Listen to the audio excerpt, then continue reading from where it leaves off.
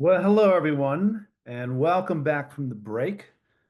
I hope you're enjoying the virtual summit thus far. My name is Brad McLean, and I am the Director of Corporate Identity and Culture Research.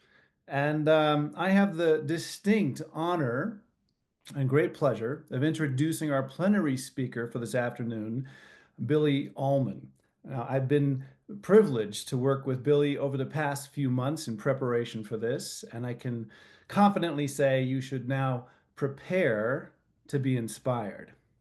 As we get going with this next session, I encourage you to post your questions and comments in the Q&A board as we go throughout Billy's talk, because we're going to be monitoring that, and towards the end, we're going to take some of those questions and any of the questions that were upvoted to look for themes that Billy can talk at. So please make sure to capture your thoughts as we go so you don't lose them by saving them only for the end.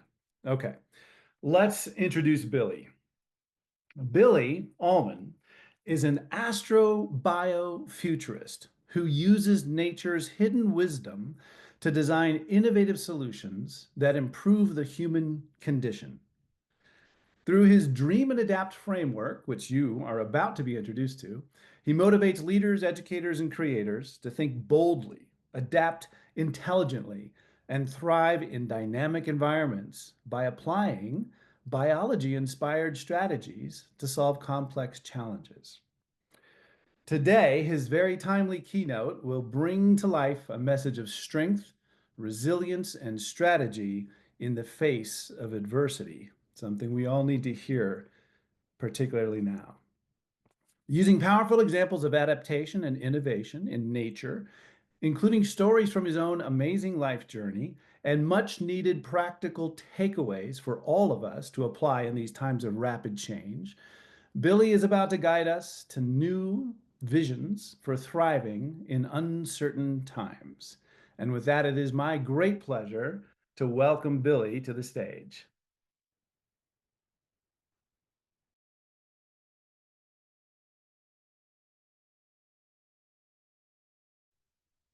Can you see me? Can you see me? Can you hear me? We got you, If Billy, you can hear me? and see you. Okay, perfect. So before we get started, this is what I need you to do. Okay. I need you to go into the chat and find the wave emoji. Okay. I need to see just a flood of wave emojis for me to know that you all can see me and hear me. Um, that everyone can do that. Okay. Can we just do that real quick? Can I just see that in the chat? And I might not actually be able to see it, but can somebody confirm if that's happening? Oh, okay. Never mind. Never mind. I see the note. Okay.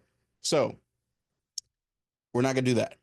But in your mind, I need you to, as you go along, I need you to put waves in your mind emoji chat. Okay. That's what we're gonna do. Okay. So let's just jump right in. Um, as was said, my name is Billy Allman. I am an astrobiofuturist. I'll talk a little bit more about that in a minute. And while I switch over to this really quickly, the thing that I want to talk to you all about today is this idea of winds, waves, and tides, and why now is the time for you all to be dreaming big. So, just a quick overview of all the things that we're going to cover in this conversation. I'm going to talk a little bit more about myself just for context. Then I'm going to talk to you all about the state of the world. Then I want to specifically talk about this area known as the intertidal zone, which is where we are kind of finding ourselves right now, and how to adapt in this intertidal zone space. And then I want to talk to you all about this idea of why now is actually the time to dream big. And then I want to talk to you all a little bit about seeds and what seeds are and the value and significance of seeds, particularly in this moment. So, in just jumping in, this idea of me as an astrobiofuturist is really rooted in this intersection that I get to live and explore within. That is the intersection of space exploration, this idea of bio-inspired thinking or turning to nature for solutions, and then this idea of human connection design, where we are looking to connect through empathy, humans to humans, humans to the natural world, and humans to empathy-driven futures. And the way that I do this work is really focused on the fact that I connect individuals to the wonders of nature, something that hopefully you will experience through this conversation. And then by doing that, by connecting individuals to the wonders of nature, I am also helping their organizations to dream bigger, adapt intelligently, and thrive in uncertainty.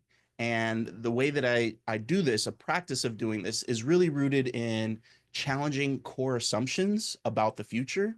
And when you do that, there's a lot of unexpected solutions that are cultivated. And so there's this three components to the framework that allows me to do this. One is this idea of identifying the systems and the narratives or the stories that exist around a problem or a challenge. Then exploring, what are some examples in nature that might serve as great ways to solve these challenges, and then asking questions like, what can happen when? So keep that last one in mind because we're going to circle back to that. So all of this is, really oriented around the fact that I am just a huge nerd from the 90s. So these are some of my heroes growing up, and 10 points to anyone who knows at least five of these people. But these were individuals, just some of the individuals who growing up, I found different aspirational parts of who I wanted to be as a person in this world. Whether it was, a sense of duty and honor from Lieutenant Worf from Star Trek, or, the sense of being a great leader from Captain Benjamin Sisko, or, just being a brilliant mind, which you see in so many of the other ones. Shout out to Blank Man.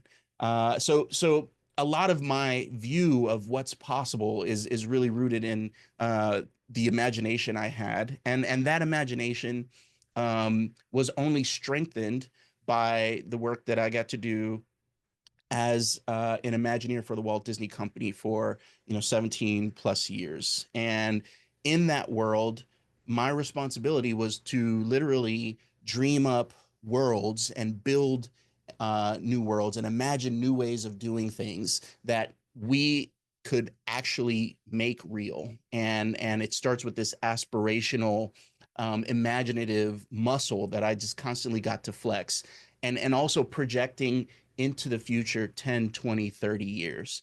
So these are all the underpinnings of the work that I did. But the real thing that was the catalyst for me was actually something that took place in 2006. And that was the aftermath of the natural and man-made disaster that was Hurricane Katrina. So at the time, I was a young, ruggedly handsome, okay, ruggedly handsome architecture student with a full head of hair and a fresh hairline, okay, as evidenced by the photo. All right, those were golden years for me. Okay, I miss my hair. Anyway, let me stay on track. Every time I see this photo, it just a piece of me mourns inside. But in seeing the devastation firsthand, it honestly left an indelible impression on me. And it left me with a lot of questions, a lot of, deep sadness and questions. And the question that the three questions that constantly kept coming up for me was, why does this tend to happen in communities of color? Why are they the most impacted? Why are low income communities mostly impacted? And why are low income communities of color mostly impacted? And in trying to find answers to those questions, I came across this quote from Albert Einstein that says, look deep into nature, and then you will understand everything better. And that's what I get to do now. And this work of turning to nature for solutions leads me to a lot of unique problems that people have asked me to help them find solutions for. And it's also left me in a lot of interesting paths of fascinating discoveries. So I'm going to share with you just briefly, a couple of those fascinating discoveries. When you ask questions like, how does nature build and maintain adaptive communities during times of rapid change? So this was a question that a STEM organization asked me to help them think through at the height of COVID. The world had just shut down, and this was something that they were looking for solutions for. And so one of the things that I actually wound up telling them about was the fact that bees twerk for democracy. That's right. You read that right. You're reading it correctly. It says what you think it says, and it's true. So what you're looking at is what you'll see in this image is that there is a bee on a wall twerking his thing. Okay, it is what it is. I didn't make this up. This is nature. Okay, so what's actually happening in reality is this bee is performing what's called a waggle dance. And what it's really doing is it is communicating a set of coordinates to the other bees around it. And that set of coordinates leads to a location where where that bee believes is a great place for the hive to expand and add territory to. So what will then happen is those bees will then fly out to those coordinates, and then if they agree that it's a great place for them to expand the colony to, they will come back and they will perform the same waggle dance. And so what happens then is when there is enough bees in mass performing the same waggle dance, a consensus amongst the bees has been established. And that is where they will move to expand their colony. So these kind of interesting things pop up every time I get to turn to nature for these insights about different problems. Another one that came up in trying to understand where adaptive communities exist in the natural world was in what you're seeing. These are starling murmurations, right? These beautiful, amazing aerial choreographed dance, or at least they seem choreographed. But the reality is, all of these birds are in unison responding to changes in their environment. And the way that they're able to do this so fluidly and so quickly is that they are following a couple of very simple rules called flock dynamics. So what's happening is there's actually just a neighborhood of birds that are overlapped and interconnected. And there's certain simple rules that each bird is following. So each bird is maintaining a certain proximity to the birds on either side of it and the bird in front of it. And by following these simple rules, these very simple shifts, you have this adaptive community that is able to stay together, expand and contract depending on the needs of the flock relative to what's taking place in the environment, and they're able to also quickly pivot to those changes. So this kind of exploration, this kind of work has allowed me to have some of the most amazing experiences imaginable. I've been able to, film a TV show with a good friend of mine for Animal Planet, where we got to travel the world and look for all of these amazing creatures. And then have also been able to have other adventures as well, where I get to, for example, go to the Galapagos Islands and take an Apple Vision Pro and explore how this amazing technology could be used in a way to complement the ingenuity that exists in the natural world.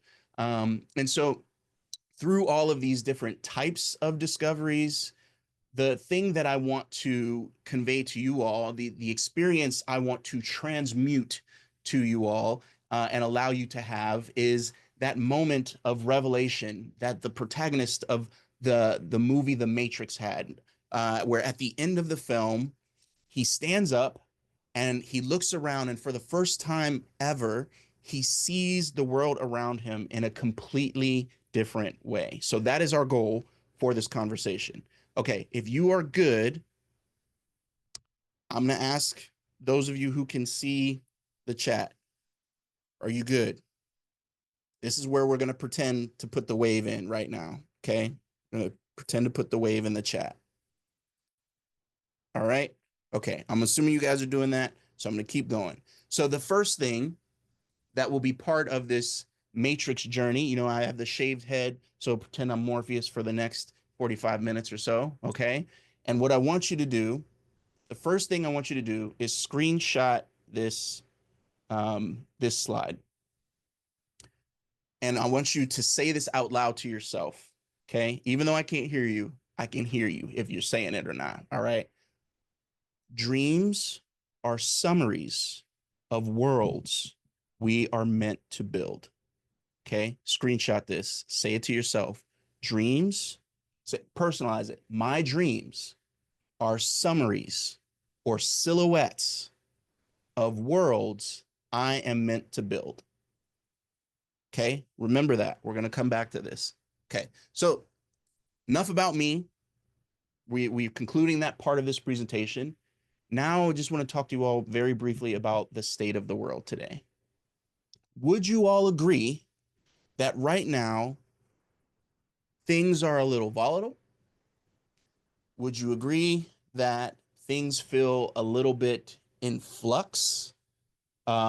Things feel a little turbulent and uncertain right now, and that there is a sense of fluidity and chaos. Would you all agree with that? If you are, pretend I can see you and raise your hand in the chat. All right. Okay. I'm assuming that you all agree with this statement. The thing that's important to remember about this is the same environment that life was cultivated out of, right? Out of the ocean, out of this dynamic place, out of this ocean of uncertainty. There are more living creatures in the ocean than there are on land. So there's something about this dynamic that is still conducive to not only adapting, but thriving. Okay. So I just want you to keep that in mind. So as we go forward, the other thing to remember is that this is not changing anytime soon. The world as it was is gone. And this fluid state is our new reality. There is no going back, sadly. Regardless of, you know, what happens, there is no going back. And I'll qualify that with a quote. So there's a quote from Mark Twain that says, history, there's a quote attributed to Mark Twain that says that history does not repeat itself, but it does rhyme. And the reason for the rhyming is because history is not linear in the sense that you go from here to here. History is actually a spiral that is moving forward. And so as we progress, we are going along that timeline. And so that's why it rhymes. There's certain periods of time that we're rhyming with right now, but it's not the same. And the things that rhyme the strongest will also not look the way that we think they look based on how they were in the past. Why is that? Because as we move forward on the spiral, we might rhyme with certain parts of the curve, but we're still progressing forward. So technology has changed since the last time we've rhymed with this moment. Historical things have shifted. Technology and culture are all things that are not the same as the last time we were on this curve. Okay. And so one of the things that's contributing to this is the fact that there are these incursions taking place of all of these different disciplines that are now starting to merge and mix. So, you know, we all see what's happening with AI, machine learning, you know, quantum computing, biotechnology, space exploration, biomimetics, all of these different things. The future is hyper multidisciplinary. And that is why you have so many different churns that we are going to be constantly navigating in, around, and through. Okay. So, with that framing of the state of the world, now I want to talk to you all very briefly about this idea of the intertidal zone and how to adapt in this new reality that we find ourselves in. And don't let anything that I've said dishearten you from what is still possible, because it's still all possible. Okay, there are a lot of realities that you all are facing, or loved ones or colleagues are facing, and this is in no way to make light of those things. Having said that, it's still all possible. So let's keep talking about that so we can get to that. So the intertidal zone is identified as this place that exists where the ocean meets the land between high and low tide. So it is this longitudinal dynamic place, right? Where you have a fluid thing constantly interacting against an established construct, right? You have the sand or the beach, and you have the wave, the water, the ocean, right? You have fluid and static constantly interacting. And then on top of that dynamic, you have the vertical dynamic of high and low tide. Okay. So again, the intertidal zone is an area where the ocean meets the land between high and low tide. And it can often look something like this, right? Not only do you have that dynamic, you have these other pockets of structures of different sizes that also make the terrain uneven in this place, right? But a lot of these things are fixed, and some of them appear fixed, but when a large enough movement of energy, which I'll talk about in a minute, and how waves are movements of energy, when a large enough movement of energy comes along, things that seem fixed in place can be shaken or they can be swept away. Okay, we'll get to that in a minute. So, really quickly, I want to talk about this dynamic of high and low tide. So, what happens during high tide is you have things that are covered. There's an overabundance, and everything has access to resources. And this amount of access to resources hides things below the surface. Okay? Hides things below the surface. The abundance of the ocean is covering a lot of what's taking place during high tide. So then what happens is low tide comes in, predators descend, and part of why they do that is because resources start drying up and things that were covered are now exposed. So it's a very opportunistic period for predators when there is a reduction in resources. Okay. So as things dry up, all of the organisms that live in this space, they have to constantly shift how they show up between this dynamic of high and low tide. They have to be adaptable because these are two extremes, and they have to live and thrive while being able to change in this dynamic place. But there's another factor that also plays a role in all of this, and it is the waves themselves. The waves are the agents of change in this ocean of uncertainty. Okay. The waves are the agent of change. So everything that lives here has to deal with all of the dynamics I've talked about and also be able to survive the waves themselves. And remember, the ocean has more life forms than there is on land. So that even within this dynamic, there's still the opportunity to thrive. So I want to talk a little bit more about the waves themselves and three types of waves in particular. You have ripples. I'll talk about the other two in a minute. But the thing to remember about ripples is that ripples are small energy shifts. So if all waves are movements of energy, ripples are small movements of energy. They're shallow. They don't last long. Okay, they're short-lived, but the thing about ripples is they're unpredictable. They can happen anytime, anywhere. And the other thing about ripples is that they can be deceptive. When you look at ripples from a certain angle, it's possible to mistake ripples for waves. Okay. The reason why this is important, the reason why I want to spend some time talking to you all about the difference between ripples, waves, and this third one that I'm going to save till the end, is that right now you have a lot of people who are making ripple decisions off of waves, and you have people making wave decisions off of ripples. So what is the difference?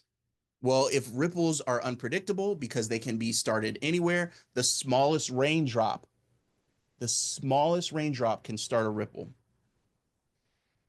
But waves are deeper. They have more depth and they last longer and they spread wider. Okay. And waves are also generally, tidal waves are more predictable because you have, the cyclical nature of the moon orbiting our planet, and the gravitational pull causes waves to be, relatively more predictable. We can anticipate that waves are coming, right? They last longer, they're deeper, but they're slightly more predictable. Ripples are, relatively unpredictable in nature. And one of the things that throws people off about waves is sometimes you can see ripples on top of waves, but you have a lot of people right now that are so not used to being in the ocean that they're mistaking ripples for waves, and they're making wave decisions off of ripples. And one of the things about waves is because they're deeper, the other dynamic that is at play is when waves start to intersect each other and become what's referred to as swells, where you have multiple waves starting to crash into each other.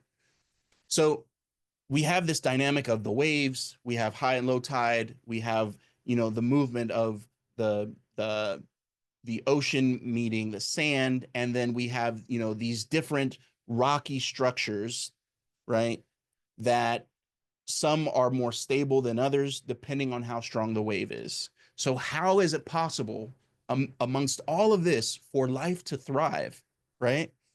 I'm going to show you three examples, and this is where the screenshotting really kicks in. I really want you all to screenshot these things, okay? So take a screenshot of this real quick. I'm going to see if there we go. Okay, I'm gonna take myself off real quick and let you guys screenshot this, okay? So what's gonna happen next is I'm gonna switch back and forth in my view. So there's a couple of things I wanna illustrate for you all, some points that I make. But first, let's dive into these three things, okay? Okay, so I'm gonna ask Terry if you can tell me, are people feeling good? Are we doing good right now? People are feeling If good, Terry, Billy. okay, all right, all right, let's keep it moving then. Okay, okay, so the first of these is muscles. Okay, the interesting thing about muscles is they have these protective outer shells, and what they will do is when it's high tide, they will open up and they will absorb water. And what they also do is they quickly filter out the water that is around them. And the role of mussels in this ecosystem is they are the purifiers of the environment. They filter out quickly all of the toxic things that might exist. Okay, are you guys good? Did I lose my feed real quick? Let's see if that. Yeah, we can't see it right now. Okay, that's all right. Give me 2 seconds. Okay, there we go. We're back. Are we back? We're back. Yes. Okay, great. Okay, so they quickly filter out what's around them, and then when low tide comes in and things start drying up, they'll close up to protect their moisture so they don't dry out. Okay, and it's great that they do this because their role is so critical. It's great that they know when it's time for them to preserve themselves as the shifting of the tide takes place.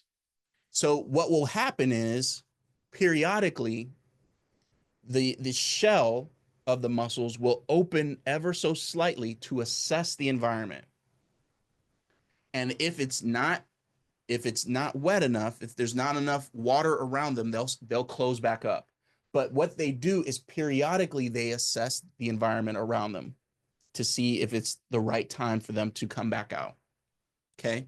So the other thing that they do to survive, particularly the waves, is they have what's called byssal thread.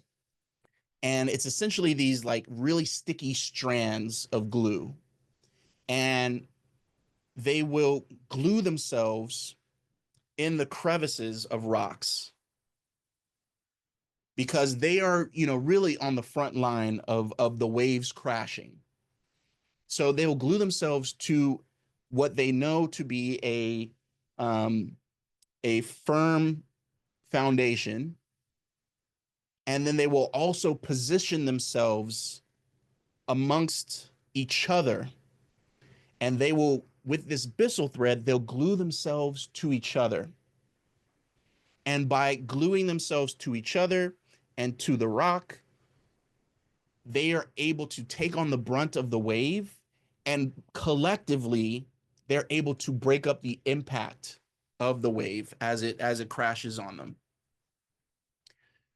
So that is the mussels. So for those of you who identify with this mussel, the thing I love about these strategies is that they're not metaphors. This is the actual biology. This is the actual thing that they are doing. These are proven strategies that exist in the world to survive in these dynamic places. They are pretty dope metaphors in my opinion too, but I love that they're actually scientifically sound. So here's another screenshot slide for you all. Go ahead. I'm going to remove myself from that and take a minute, screenshot this, write it down. You don't have to think about it now, but just some food for thought. Okay, I'm going to give you guys a minute to do that.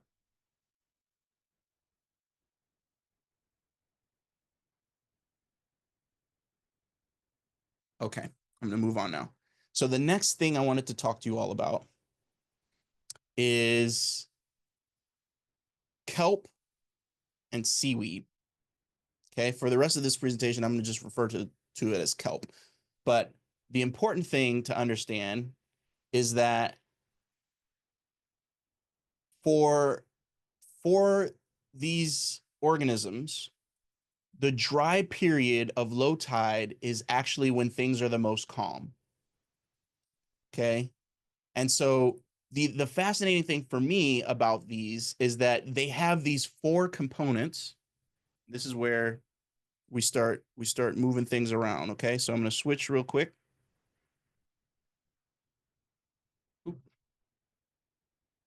Okay. So I'm going to keep this going. Actually, I'm going to go back. Okay. So we talked about the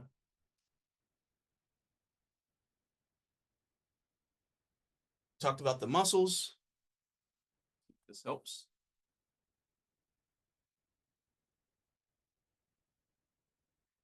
The muscles have all of these fissile threads that are tying them to each other. Right? It's probably not showing up that great. Yeah, that's all right. They're all glued to each other. Now we're talking about the seaweed and the kelp. So what I love about the seaweed, let's see if we can get you guys in here. Okay, just gonna go here. Is that there are 4 parts. You have what's literally called the hold fast. The hold fast are the roots. The hold fast are the roots of the plant, and they literally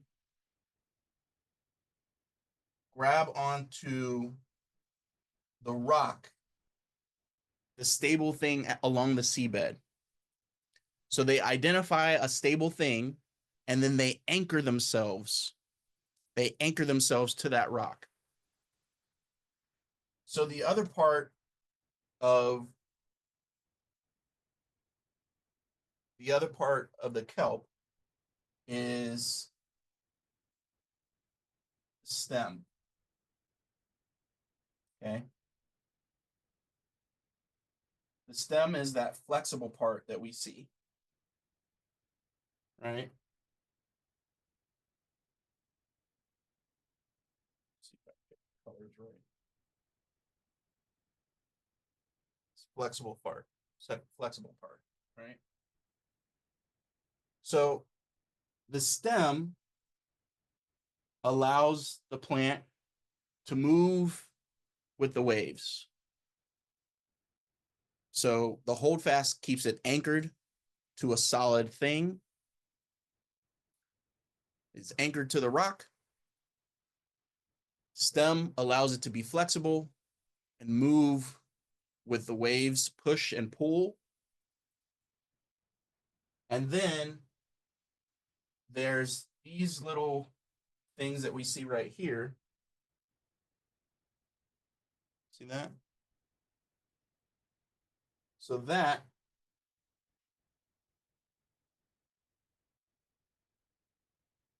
these are gas bladders. And what they do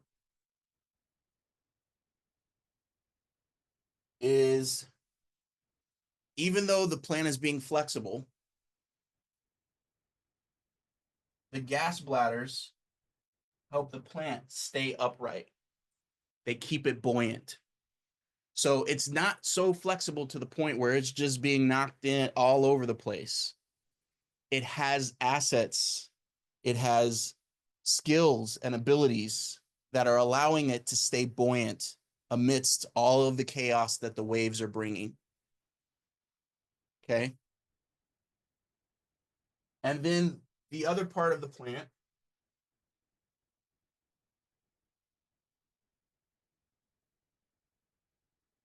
is the leaves themselves. Okay. Let me see if I can help you all with this real quick. Try and zoom in on that for you.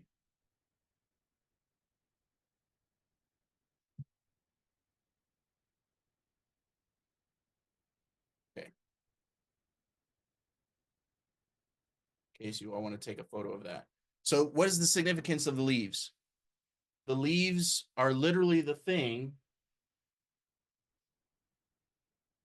that we're going to talk about this.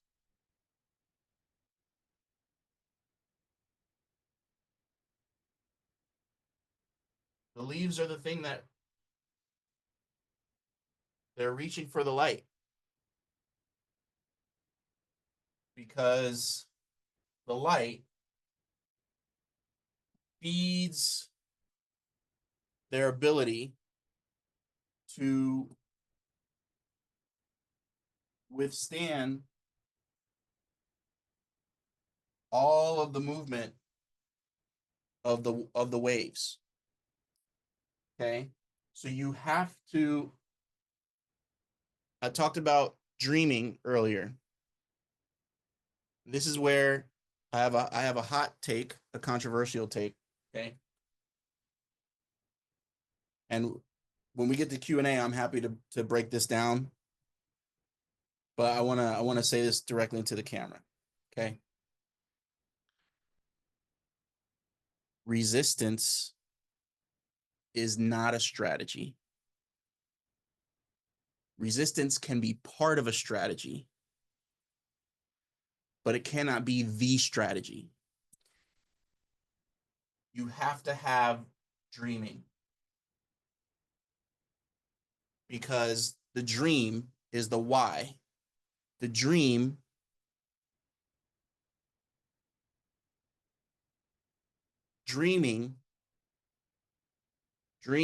visions, goals, aspirations, those are the things that feed your ability to resist.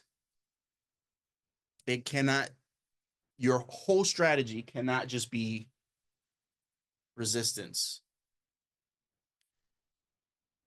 Dreaming is a form of resistance. And right now, where it feels hardest to dream, that is part of why it is so imperative to do that right now. So these leaves are the thing reaching for the light in order to feed the ability to stay adaptive amidst and amongst all of this change. Okay. Okay. So I'm going to go back to the slides and I'm going to keep going. Okay. Are we good? Everybody good? Hot take? Was that a hot take? I don't know. Tell me. Tell me if it was a hot take. Okay. So, here we go. Can it keep moving? I'm going to get this off of me. And there we go. Okay. So, screenshot moment. There we go. Get me off there. Where can you be flexible right now? What can you anchor yourself to in this moment? What are some potentially untapped abilities and skills you have that can keep you buoyant and afloat right now?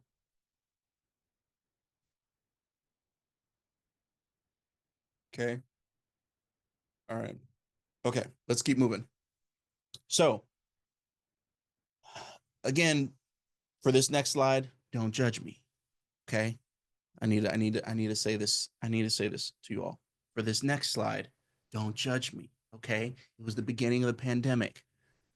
We didn't know. Okay? We didn't know. All right?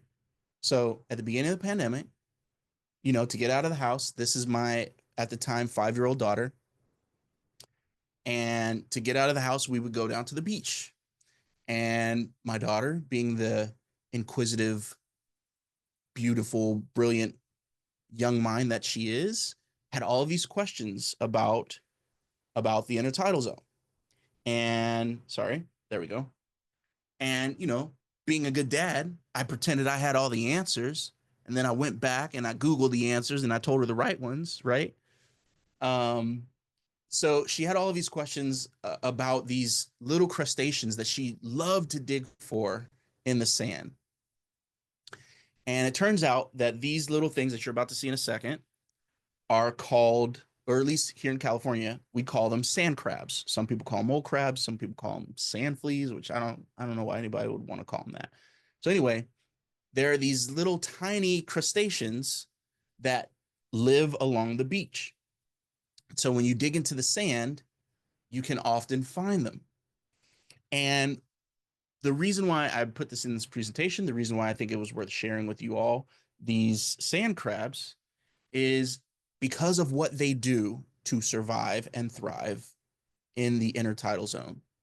So what they will do is they will allow the wave to carry them across the terrain. They will ride the wave. They will ride the wave until they arrive at a point where they feel is a good spot for them to burrow into. And what they'll do is, this is where we switch back over here. What they'll do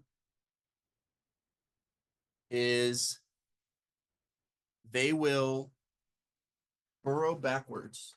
They will take steps backwards. Okay. They will take steps backwards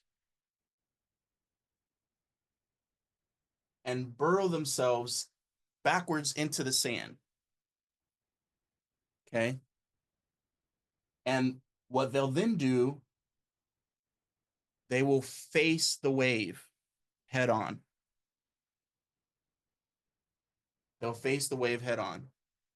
And the reason why they do that, I'm going to go back to this photo in case you guys can't see that all that well. Let's see if that'll, yeah, it's a little blown out. That's okay. I'm going to switch this real quick. Okay. So what you're seeing in that photo to the left is there are these little antennae that the sand crabs have. And what they'll do is they will face the wave head on because they know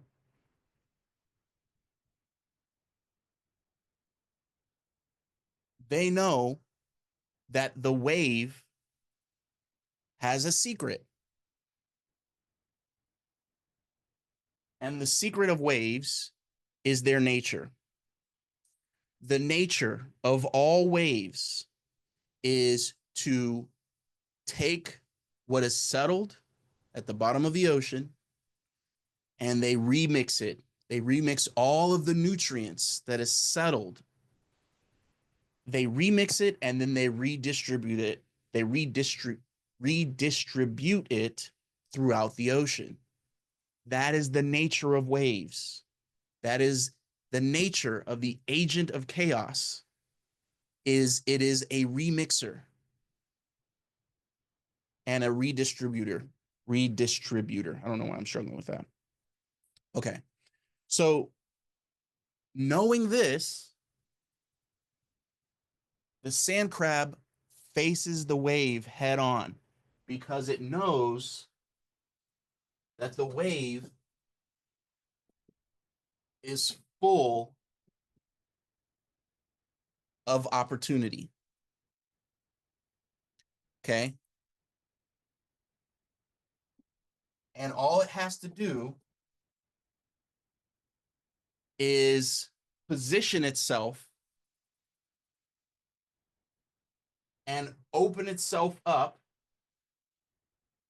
to collect all of the opportunity. And these are small, but in aggregate, it adds up.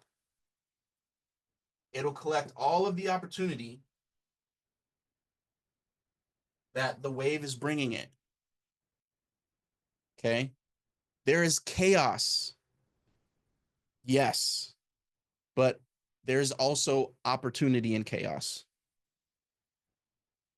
Okay. You all with me so far? You all good? We good? We're going to keep going. Okay. I'm going to switch this back real quick. Okay. So for those of you vibing with the sand crab,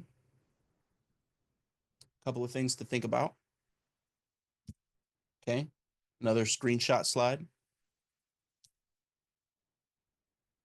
Some of you all may be away from your community, right? There's a lot of instability happening around you, but there is still opportunity. Are you positioned? Do you have mechanisms in place to sense the opportunities that are around you? Do you have infrastructure in place? Do you have feedback loops that will allow you to detect opportunity? Is your mind viewing this moment in a way that will let you detect something that you cannot see as an opportunity yet. Okay. So the other important thing about sand crabs relative to the relationship that they play in the ocean is that they too also purify they filter out a lot of algae and dinoflagellates, a lot of small organisms out of the water, right? They help purify their environment, filter their environment, right? They remove things that could be toxic from the environment as well.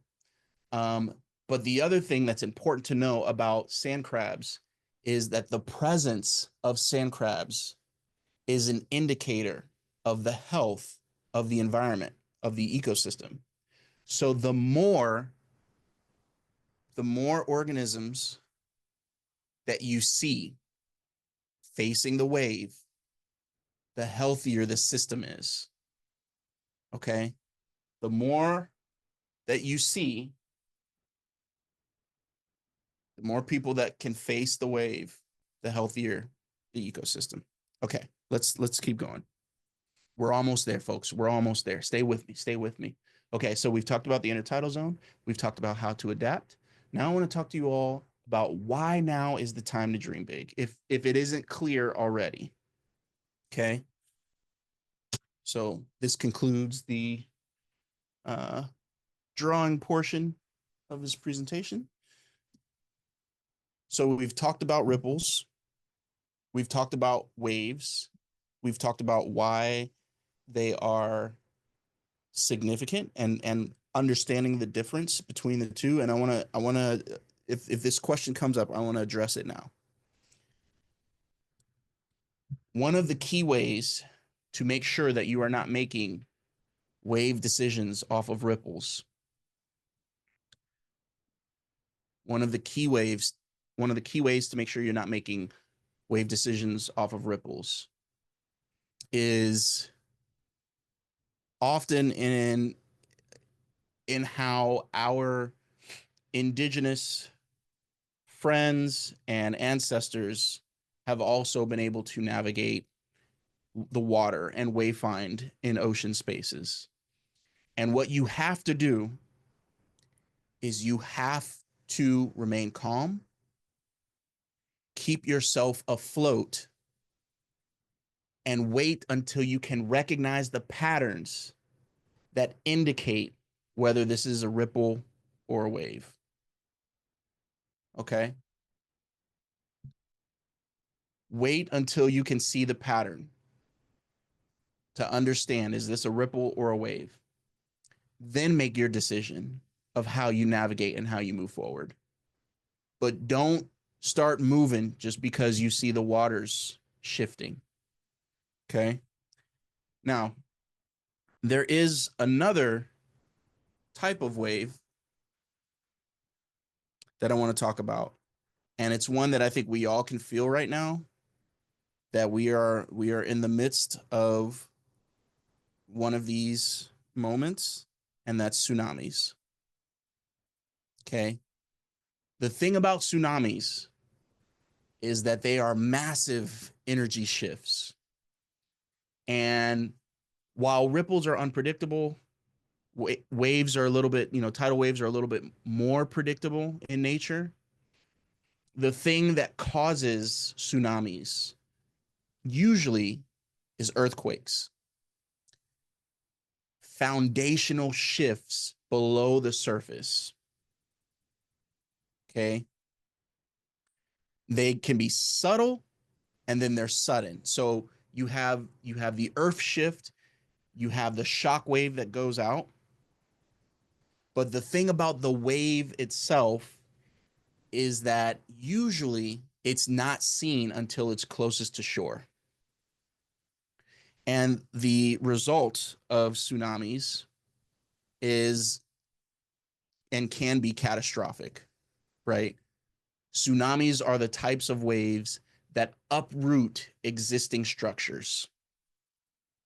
And they can also wipe out, a lot of what was. Okay.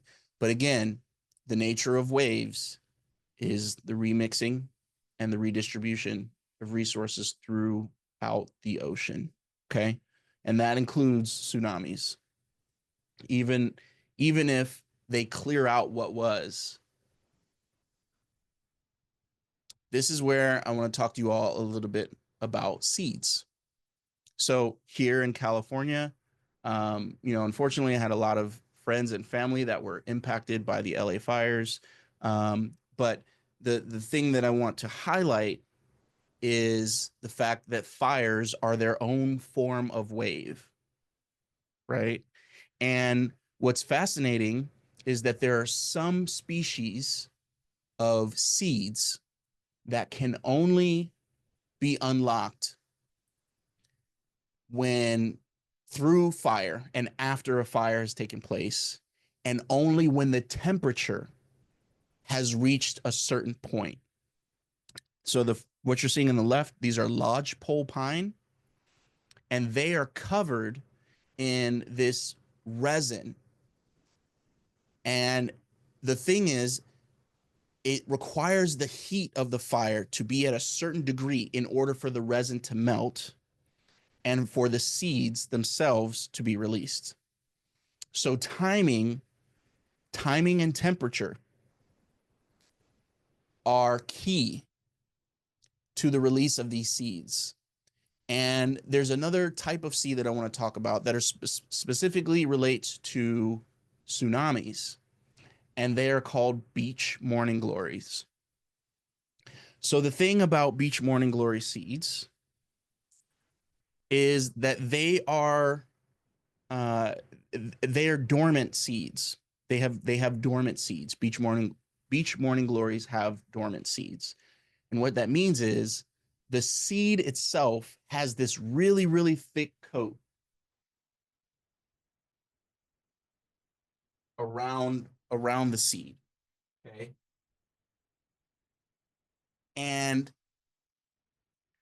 in order for the seed to start sprouting, there's this thing that the seed has to go through called scarification, where because the morning glory seed is so protected and insulated by this thick coat, there's also a wax coat that allows the seed to be able to float in the ocean for months.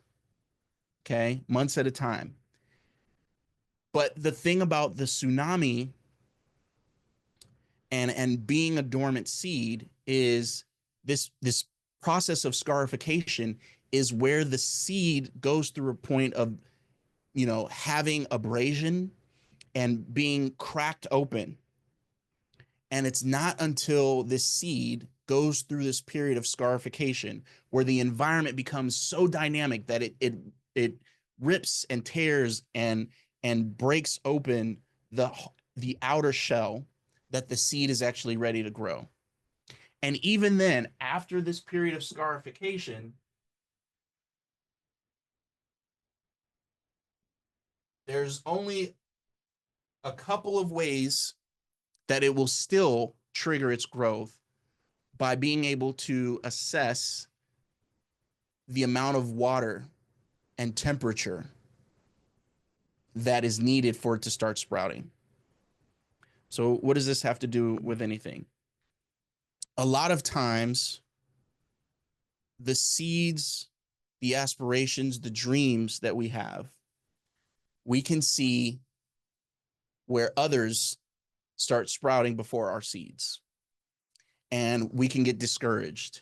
And the environment around us, we can see a lot of other people sprouting in this time and in these moments, and our seed hasn't started growing yet.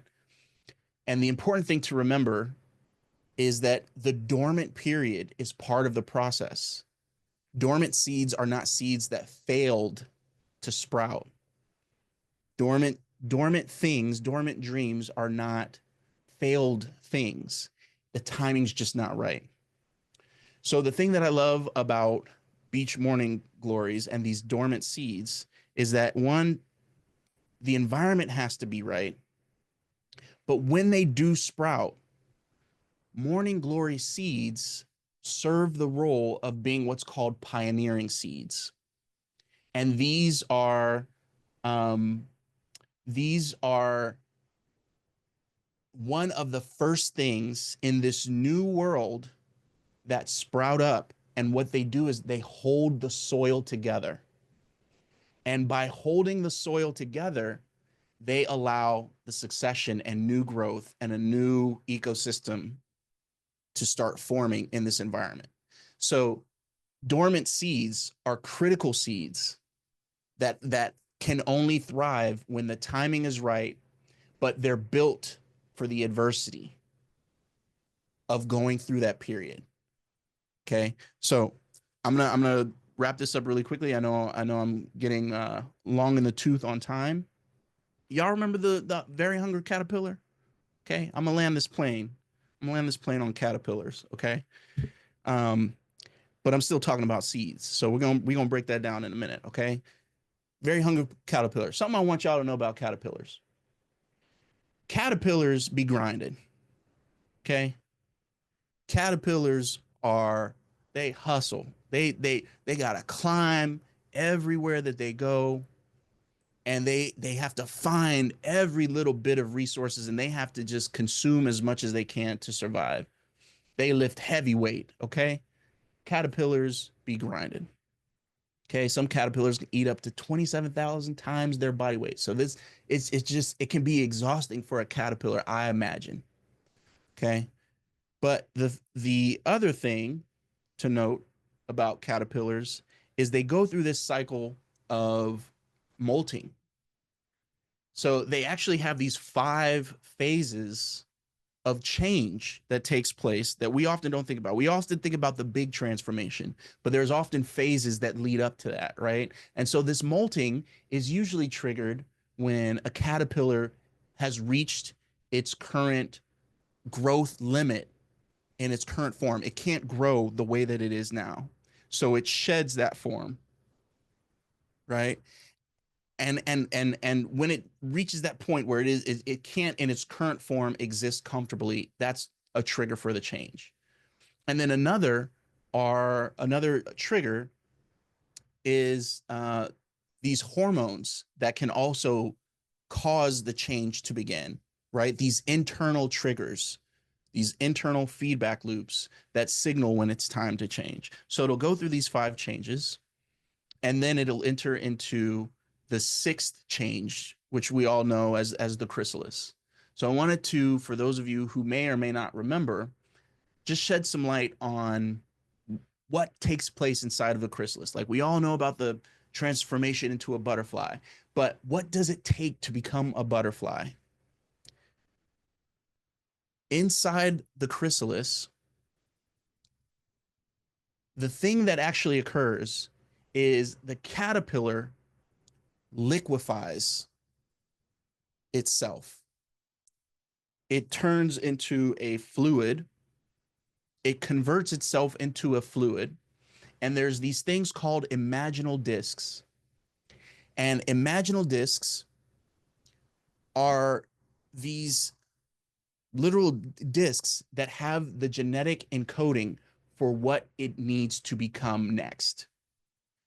And so everything outside of the knowledge of what it needs to be what it needs to be next and what it will become next, outside of that, everything else becomes fluid. Not only does it become fluid, it becomes nutrients to feed the transformation. Okay. So the thing about a chrysalis is it serves the same purpose of a seed. There are environmental triggers. Let me get that out of the way. There are environmental triggers like seeds that cue and trigger the metamorphosis. And both seeds and chrysalis are reactive systems that are waiting for the right moment. So in thinking about the inside of this chrysalis and thinking of this chrysalis moment amongst all of this change in the world going on, do you know what you need to have at the end of this transformation? Do you know what you want to become in this dynamic world? What are the 3 core things that will be a part of who you are after the transformation takes place? And what can you dissolve right now? Sorry. What can you dissolve right now to feed what you need to become next? Okay. So the other thing, and we're wrapping it up. The other thing I wanted to show you is when you look at this butterfly, the thing about going through that transformation, and any transformation, whether it's, you know, being a seed that is cracked open, can be traumatic, it can be painful, but you're built for it. You're built for that process, right? And the thing about this butterfly is it goes from this one world that it is used to a completely new world in the sky, but it's still able to be connected to the ground, right? But it has this new dynamic. And going through that process, look at how quickly it's able to take off, right? Watch this. Boom. So there's a lot about transformative times and changes in environments that I've thrown at you all today. But I think it's important to remember a couple of things. One, I'm going to come back to this. Dreams are summaries, our goals, our visions, they're summaries, they're silhouettes of larger worlds that we are meant to build. What does this have to do with all of this stuff, right? Pursuing the dream feeds the resistance, but it also gives you the thing that you're supposed to become and help this world become, right? Dreams are seeds, and seeds are dreams. This is the soil. And then finally, the most important thing of all of this message, and I'm happy we can jump into this in the Q&A if we still have time for that. Just a couple of reminders. There's more for you to do. You are built for this. There's new places for you to go, and there's places that you're supposed to see and worlds you're supposed to build in this world. And what's happening now is part of the process. What's happening now is part of the process. And you were built to endure this. Doesn't mean it feels good. Doesn't mean it won't hurt. Doesn't mean you won't have to change. But if you remember your anchor, you'll know where you can be flexible. And the timing and the environment will tell you when it's time to shift. So with that, I want to thank you all for your time. I hope this was helpful and encouraging. And again, I share this because I believe in you and the work that you all do. And thank you. Thank you, Billy. I hope you can hear our virtual clapping from the 160 plus people in the crowd today. We do have some time for some Q&A, and we'd like to spend about 10, 15 minutes. We're pretty flexible on that. We have a number of comments in the Q&A, and encourage everybody now to, as you reflect on all of the things Billy just inspiringly shared with us, what thoughts you have, observations, questions, challenges, clarifications. Put it in the Q&A. We're monitoring that now, and we'll get to them. And I'm selfishly going to ask one that builds on conversations Billy and I have been having leading up to this for several months. And in my own study of transformative experiences, we know the importance of discomfort to the process. You know, you have said that we have to be broken open like those seeds after a tsunami in order to grow and change. But in general, people fear change. Not all people, but most people, they fear change.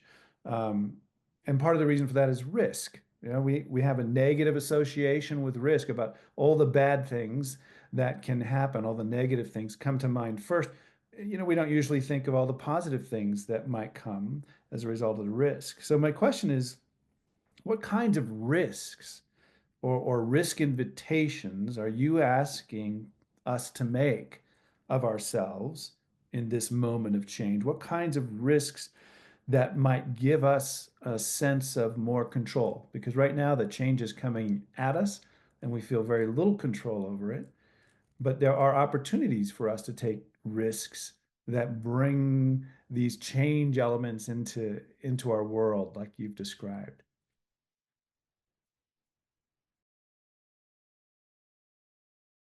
No, we can't hear you, Billy. I think you're muted.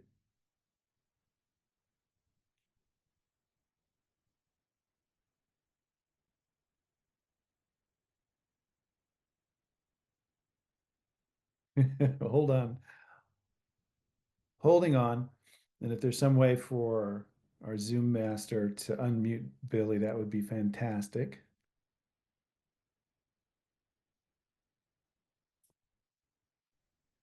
There you're Okay, on. there we go. Thank you.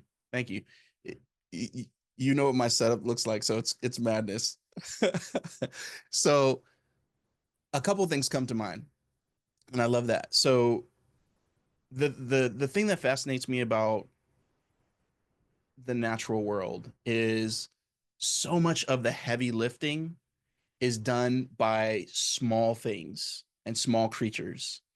And so there's something about the aggregate of small things, and that is how you de-risk, right? So if you think about the muscle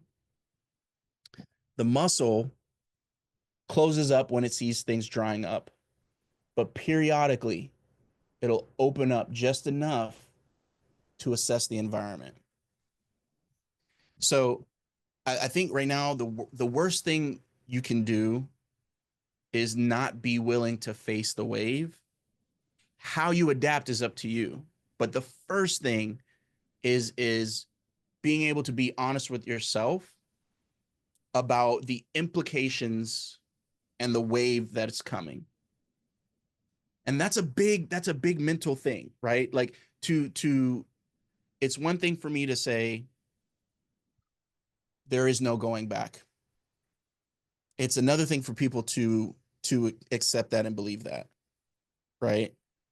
So I think the first part is conditioning yourself to be able to face the reality that so much of what was is no longer, even if it doesn't feel that way right now and right away. Um, and I think it's not until you create feedback loops for yourself that you can assess where this reality is shifted for you. But you first have to be able to have antennae established that can detect if there are changes, right? Right now, some people aren't even willing to unfurl the antenna that they have to see Yeah. what's happening in the environment, let alone change and shift to it, Mhm. right? So the other thing, when I talked about the seed, what I was trying to illustrate, which I don't think I talked about it that great, but there's there's enzymes, small things, small things that trigger the change in the seed. So the more concentration of these water droplets that interact with the enzymes of the seed, the concentration is what pushes the seed out, right? But it has small sensors to detect when there's enough to go. So I think it's important to, one, be brave enough to face the wave, and two, in terms of risk, you just need small things small, manageable things that when they aggregate can allow you to propel the change. You don't have to change right away, but if you see enough small things recurring over and over and over again, and they start aggregating, what you want to be able to do is, as it aggregates, be able to respond in real time. Right? So if we go back to the murmurations, small shifts, right? I hope that answered your question.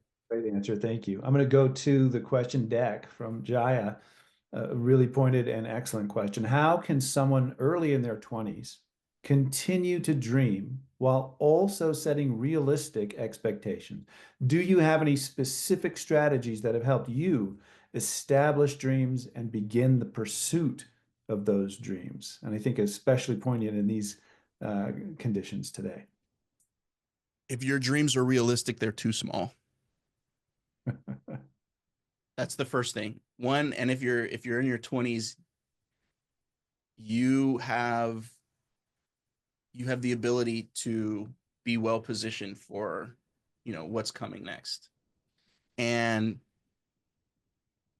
so at this point, because I've been conditioned to think this way, so I think in decades, because all of the things that I want to build, they take a decade worth of time to do, right? So impact takes decades, right? So the dreams you have, you want to have. So when I talk about dreams or summaries of worlds, okay, everybody take your fist. Let me see if I can make this work. Take your fist right now, right? Put it like a little tunnel, like a telescope, right? Like open it up, put it close to your eye, right? Okay. So the dream is a silhouette. Dreams are intentionally blurry, okay? So the reason why I say dreams are summaries of worlds that you're meant to build is because the closer you get to the dream, right? Like a telescope, the closer you get to the dream, the more clarity comes into view. But it has to be distant enough for you to see the silhouette of it. So you have to pursue it. And when you get closer to it, I realized I did the wrong thing. When you get closer to it, that's when all the details start to come in, all the textures, right? And then the closer you get to it, the more you realize it's bigger than you and it's all around you. That's when you're in the dream. So right now it's a blurry summary of a direction to pursue, right? Remember, like the North Star is a star. It's a whole celestial construct, right? A lot of the things we think are stars are planets reflecting light. So the reason why I talk about the seaweed reaching for the light, what is that North Star? What is that world that you're supposed to build? And when I talk about worlds and I talk about world building, if you think about any movie trailer, what do they typically they start with in a world where blah blah blah, right? The reason why a lot of trailers start with that in a world setting is because it is setting up a premise of some phenomenon that exists in that world and it's commonplace. So this abnormal thing is the common reality of this world. And in this common reality, these are the things that occur. So, for example, in a world where alien robots can transform into vehicles and live among us, blah, blah, blah happens, Yeah. right? But a more practical example of that is we live in a world today where is it? A metal device in my pocket allows me to communicate with everyone around the world simultaneously. That is a world that we live in right now. We live in a world where the happiest place on earth is a geographical location that millions of people travel to, you know, around the world every year, right? So Yeah. there are worlds that we are meant to build, and the dreams that we have, they're the first indication of what that world is. They form the constellation to us building that world. So Mm. I'm totally getting off track, but to you, 20-year-old person, you have so much ahead of yourself. You have to cast that world, that dream world, as an aspiration for you to follow, to orient yourself with, and give yourself patience. Anything worth having requires sacrifice, and timing is everything. So you have to give yourself time to learn that the reason why it's a silhouette is because the way that you think it's going to show up is not the way that it's supposed to show up. And it's the journey of pursuing that dream that's going to teach you and equip you with all of the things to build the version that you're supposed to build. Does that make sense? That was I pretty think long. I think it makes great sense. We do have time for a couple more questions, so Okay, let's perfect. Good. I'm good. and I think that dovetails perfectly. Two of the most important things in my view that you've said today, that we can't go back. We can only go forward. We spiral forward. If history does anything, it rhymes with itself. It doesn't repeat itself. And now is the time to dream. When most of us in this line of work find ourselves trying to survive or hanging on by our fingernails to ideas and structures that may not persist into the future. So how can now be the time to dream? Snehal asks a great question in the Q&A. What can nature teach us about embracing change like that, dreaming now, but especially how and when to ask for help? How and when to ask for help. As you know, NCWIT is a huge member organization. We've come together for these summits for decades, and we've formed an enormous community that needs each other more than ever now. What can nature teach us about how and when to ask for help to dream in these circumstances? That's great. Okay. So the first, I'll try to answer the second part first. So when I talked about being brave and having feedback loops, honesty is a feedback loop. Can you be honest enough with yourself to say, I need help? And can you be honest enough with yourself to say, I don't know what kind of help I need, but I need help? That's the starting point. I would start there. If you feel the urge to ask for help and you don't know what kind of help you need, the urge itself is an indicator to ask for help. So I think just reaching out and saying, there is a sense that I have about where we are, that there's an unease or a discomfort that I'm feeling, and I can use help working through where I need help. That's you can start where you are, right? Not knowing what you don't know is as bad as indecision or making the wrong decision. So just starting with, I don't know what I don't know, and being able to be transparent with that is a huge starting point to change. I think the other thing that nature would tell us about change is that is the nature of nature, right? Everything that exists now, everything that we benefit from, every bee, every flower, every dog, every cat, everything that we see that moves and breathes and has some relationship in a living form with something else in the natural world went through significant changes in order to be alive today for us to see and enjoy them. So to be sedentary is not fully natural. Everything goes through a period of change. Everything has to. You can't have diversity. And so that's the other thing. Everything in nature builds in the capacity to have genetic diversity. You can't have diversity without change. They go hand in hand. If genetic diversity is how we create resilience, or how organisms create resilience to adapt to different changes in their situations and in their environment.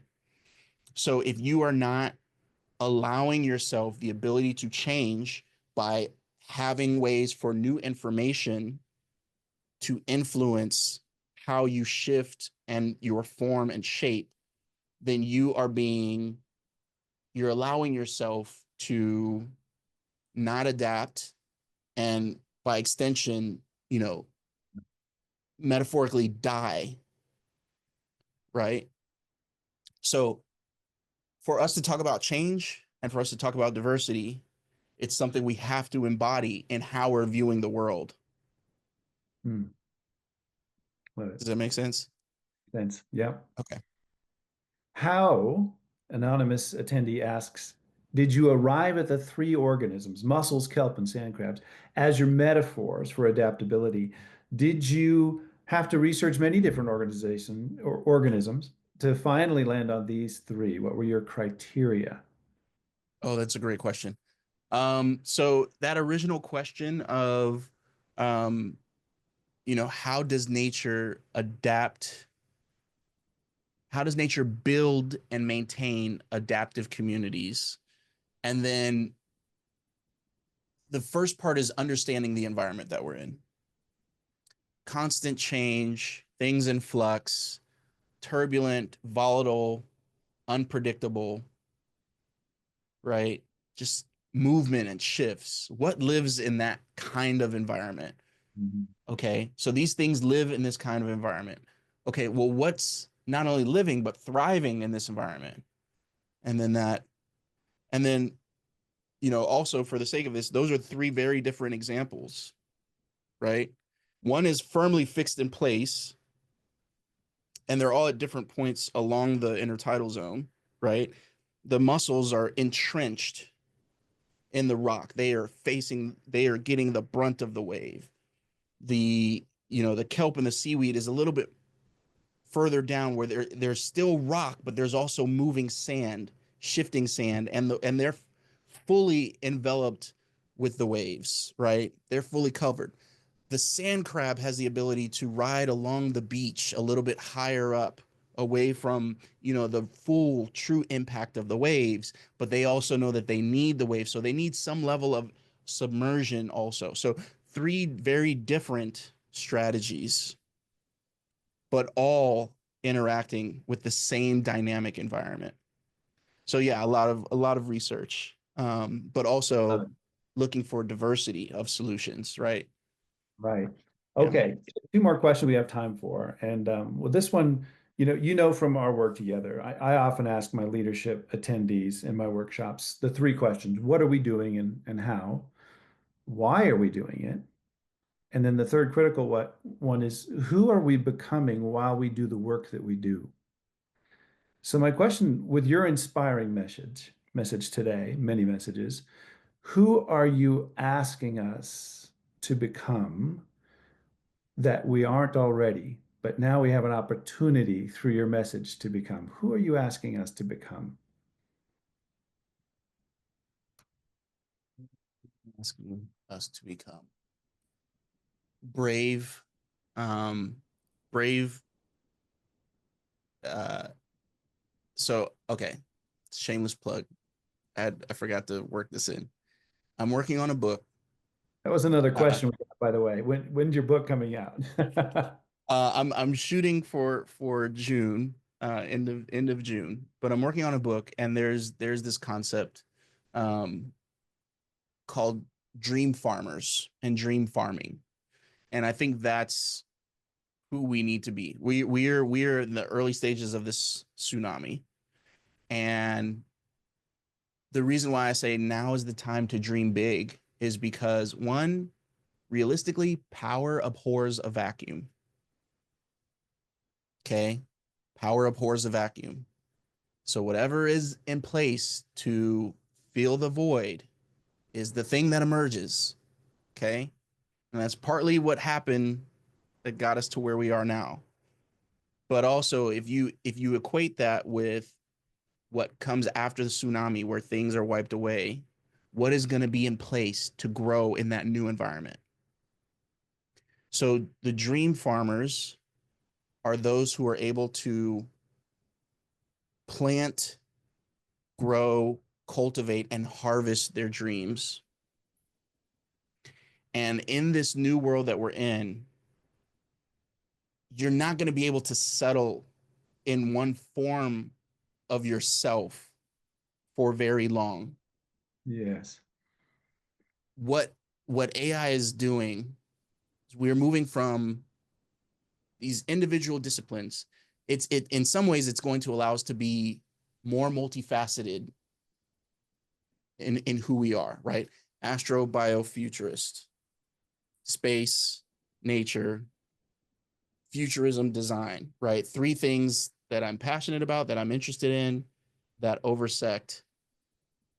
So you have to change to become more parts of yourself in this future that you can swivel in and out of in this world where everything's so dynamic. Yeah. So let's all become dream farmers. That's Yeah. it. That's it. Billy, I want to thank you and on behalf of everyone who's attended, I'm sure, for your time, creativity, your energy, your participation.